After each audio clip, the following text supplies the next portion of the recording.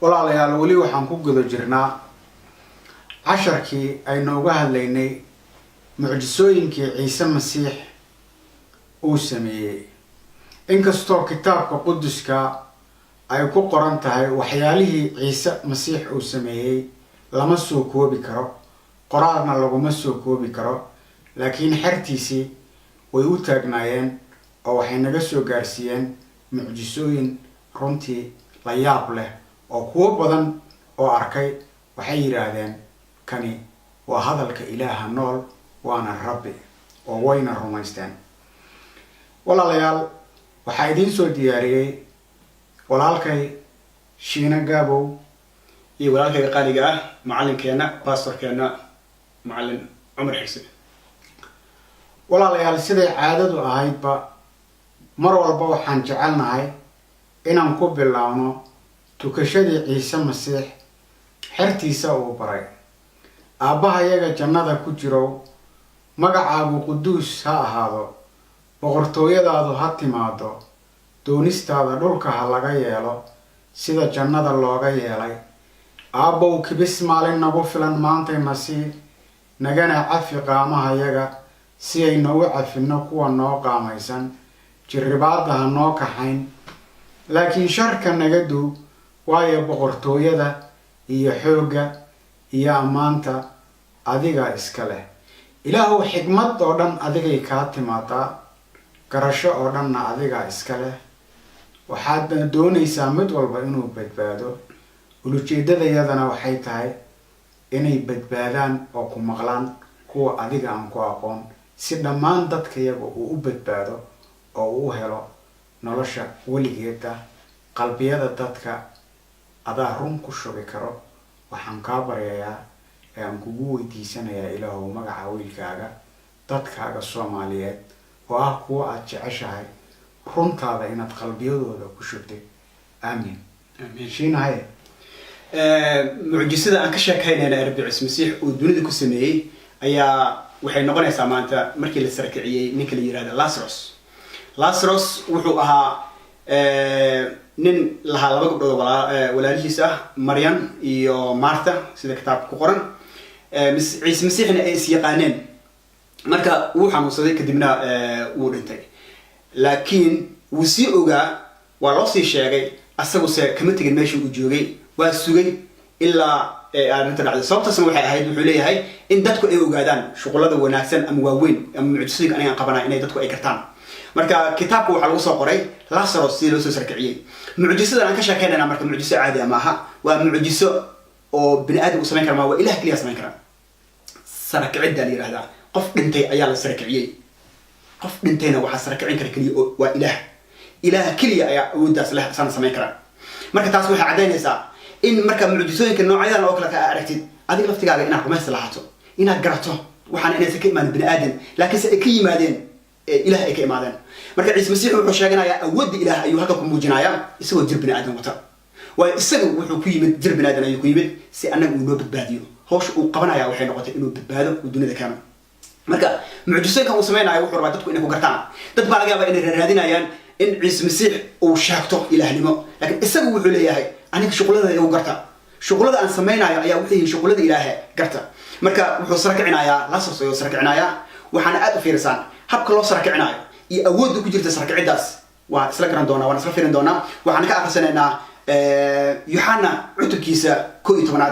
aayadaha 32 ayaa walaalkeen Cumar uu noo akhrin doonaa. aan si fiican ugu wada bogano akhrinteeda. qormada waxaa qoran walaalayaal, haddaba Maryam markii ay timid meeshii Ciise joogay oo ay aragtay isaga, waxay ku dhacday cagihiisa iyadoo ku leh Sayidow, haddaad halkan joogtid walaalkay ma uu dhiman lahayn. Ciise haddaba markuu arkay iyadoo barooranayso iyo Yuhuuddii la socotay oo la barooranayso, ayuu ka qalbi xumaaday, wuuna murugooday. markaasuu yidhi, xaggeebaad dhigteen? waxay ku yidhaahdeen, Sayidow kaalay oo arag. Ciise waa ooyey. sidaa daraaddeed Yuhuuddu waxay yidhaahdeen, bal eega siduu u jecel yahay qaar kalena waxay yidhaahdeen ninkan oo indhaha u furay kuwii indhaha la'aa miyuunan noolayn karin midkan dhintay ee weliba uu jecel yahay. amen. qaybtan hore waxaan usoo qaadana waxay tahay inaan idin fahamsiino waxyaabaha meesha yaalla intaan la sarkicinin Lazarus intaan la sarkicinin ka hor gabdhihii walaalihiis ahaa way baroorinayeen yahuudii ayaga ag joogayna way ooynaayeen oo baroorinayeen markaasay wuxuu yimaadeen ciise masiix u yimaadeen ayagoo filanayo in keliya maaragtay uu yiraahdo hadallo macmacaan ama hadallo wanaagsan keliya uu yiraahdo laakiin awood baa ku jirta meeshan asagana wuxuu rabaa inuu waxyaabo yaab leh uu ka dhex sameeyo dadka laakiin marka ugu horeysa wuxuuna tusayaa dareenka ilaah ayuu tusayaa waxaa halkan ku qoran wuu murugooday wuu ooyey ayaa ku taala marka waxaa laga yaabaa qalbigaaga inay soo gasho waa ciise masiix haddaa ku tilmaamaysan ilaah siduu u murugoodaa siduu u ooyaa inaa isleedaha dhici karta laakiin murugadan iyo oohintan ma aha murugada iyo oohinta dadka bini'aadamka maaha inkastoo asaga jir uu ku dhex jiray jirka bini'aadamka wuu murugoodaa wuuna ooyaa laakiin asaga wuxuu ka soo jeedaa uu noo turjumayaa ilaah muuqaalkiisa haddaba haddaan ku weydiiyo oon ku idhaahdo kitaabyada waxaa ku qoran gacmaha ilaah ma gacmuhu leeyahay gacmihii oo kale miyuu leeyahay waa maya laakiin waxa uu astaan habka gacmaha ilaah u waaweyn yihiin sida wax u qabtaan sida awgeed dareenkan la sheegayana waa dareenka ilaah annaga uu noogu muujinayo sida bini'aadamka ay isugu muujiyaan dareenkooda ayuu dareenkiisa noogu muujinayo masiixa wuxuu yidhi inta dunida joogay kii aniga arkay aabbahan uu arkay wuxuuna tusayaa wadnaha aabbaha sida uu yahay aabbaha marka ilmihiisa ay dhibaataysan yihiin waa aabbaha jannada marka ilmihiisa ay xanuunsan yihiin marka ilmihiisa ay ka maqan yihiin wuu u murugoodaa wuuna u ooyaa muxuu sidaa u sameeyaa qoraalku way ku qoran tahay jaceyl uu u qaba aawadood halkan uu ku taale siduu u jecel yahay bal eeg sida uu u jecel yahay ayaa ku taal ha moogaanin marka adiga laftigaa ku jecel yahay ciise masiix bini'aadamka dhan asaa wada abuuray ilaah asaa wada abuuray dadkiisa oo dhanba ilaah dadkiisa dhan waa wada jecel yahay sida uu u jecel yahay Lazarus ayuu adna uu ku leeyahay waan ku jecelahay ee ii kaalay ilmahaygii baa tahay ee ii kaalay aan ku badbaadiye ee ii kaalay rumayso aan ku eegi noqotide marka ilaah aad buu ku jecel yahay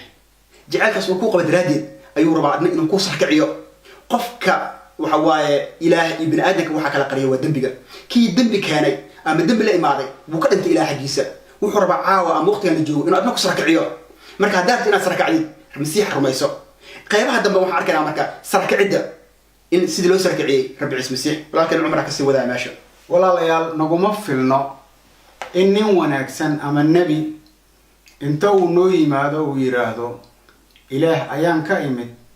oo hadalka ilaah ayaan ahay laakiin ciise masiix si ficil ah ayuu u nooleeyey kuwii dhintay wuuna ballan qaaday in mid kastoo asaga rumaysto uu noolaan doono haddaba walaalayaal haddaan aayadaha sii wado waxaa ku qoran qorniinka 38 sidaa daraaddeed ciise oo mar kale qalbi xumaaday ayaa xabaashi yimid waxay ahayd god dhagax baana saarnaa ciise ayaa yidhi dhagaxa ka qaado marta oo ahayd kii dhintay walaashiis waxay ku tiri sayidow hadda wuu urayaa waayo 4 maalmood buu mowtanaa ciise wuxuu ku yidhi miyaanan ku oran haddaad rumaysatid waxaad arki doontaa ammaanta ilaah markaasaa dhagaxii ka qaadeen ciisena indhuhuu kor u taagay oo yidhi aabbow waan kugu mahadnaqayaa inaad imaqashay waanan ogahay inaad mar kasta imaqasho laakiin dadkan badan ee hareerahayga taagan aawadood ayaan taas u idhi inay rumaystaan inaan adiga adi soo dirtay markuu sidaa ku hadlay dabadeed wuxuu ku dhawaaqay cod weyn Lazarus soo bax markaasaa kii dhintay soo baxay isagoo gacmaha iyo cagaha kafan kaga xiran tahay wejigana mara kaga xiran tahay kolkaasuu ciise wuxuu ku yidhi iyaga ka fura kafanta iyo maradaba amen waa la soo sii daayay waa la xoreeyey Lazarus dhimashadii waa laga xoreeyey waa la sarkiciyey haddayna waa idin sheegay waxaan yidhi wax sarkicidda waxaa iskale ilaah oo keliya kitaabku waxaa ku qoran rabbi ciise masiix uu leeyahay anigu waxaan ahay sarkicidda iyo nolosha kii walbo i rumaystaa inkastoo uu dhinto wuu noolaan doonaa marka waxaan halkan ku arkaynaa Lazarus soo kac baa leeyahay soo toos kii walba oo dhintay waa sida kii ka maqan rabbiga xaqiisa aan joogin aan rumaysnay Ciise Masiix waa mid dhintay xaq ruuxda ka dhinsan wuxuu rabaa inuu nooleeyo ku walbaba oo asaga rumaysta marka walaal waxaan ku leenahay adna soo toos oo ka soo bax karfantaada soo qaado karfanta ka dhaxbax godka ka soo bax ee u kaali Ciise Masiix iftiinka imaatide marka sida ayaa waxa uu leeyahay xoreydo imaatay rabbiga ku xoreynay Lazarus wala sarkicii ilaahu baa wax sarkicin kara walaalkay Cumar haddii aad doonaysid inaad badbaadid waxaad rumaysanaysaa Ciise Masiix inuu hadalka Ilaahay yahay wadada kaliya uu yahay waxaad ka rumaysanaysaa qalbigaaga afkaaga ka qiro waxaan rumaysnahay Ilaaha Aabaha ee qaadirka ah ee uumay samada iyo dhulka iyo Ciise Masiix oo ah inankiisii madiga inuu yahay sayidkayga in ruuxa quduska laga uuraystay oo uu ka dhashay Maryam oo bikra kuna hoos lacay Pontius Pilatus isku tilaabta lagu qodbay ee uu dhintay lana aasay inuu maalintii saddexaad soo noolaaday oo samada aaday oo uu joogo Ilaaha Aabaha qaadirka weynaha midigtiisa oo halkaas uu ka iman doonaa inuu xukumo kuwa dhintay iyo kuwa noolba waxaan rumaysnahay ruuxa quduska kaniisadda Ciise Masiix ee caalamiga ururka awliyada cafiga dambiga sarakicidda iyo nolosha daa'imka aamin walaalayaal aad ayaad u mahadsantihiin maxaan kaga tagnaa dadka nabadgelyo iyo aragti kale oo xiiso leh nabadda Ciise Masiix ha idin la jirto amiin